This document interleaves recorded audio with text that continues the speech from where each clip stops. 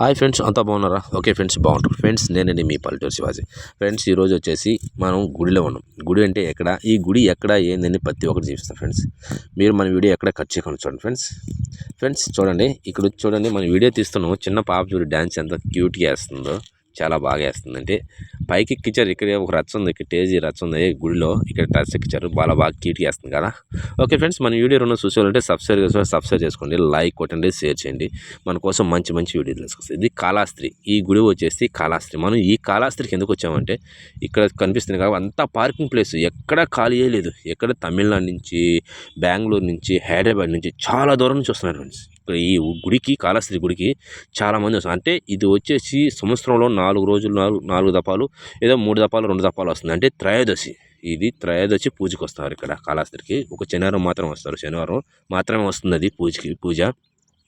Friends, ఇక్కడ ఈ పూజకి ఈ ప్రత్యేకత ఏంటంటే చాలా వరకు ఉంది.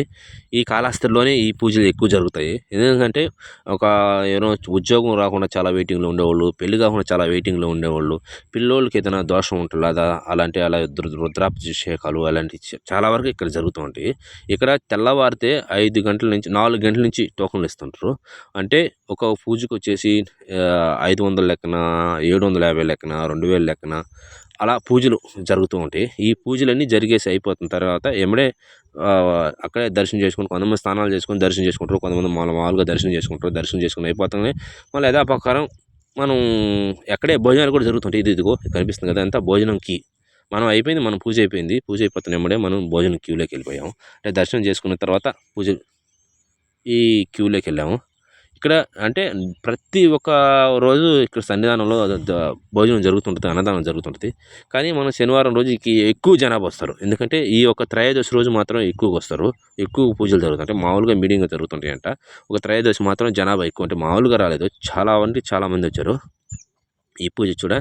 ఇది మెస్, అన్నదానం మెస్ చాలా బాగుందంటే, ఆ భోజనం కూడా చాలా బాగుంది. ఓకే ఫ్రెండ్స్, నెక్స్ట్ వీడియోతో మళ్ళీ కలుసుకుందాం ఫ్రెండ్స్. బాయ్.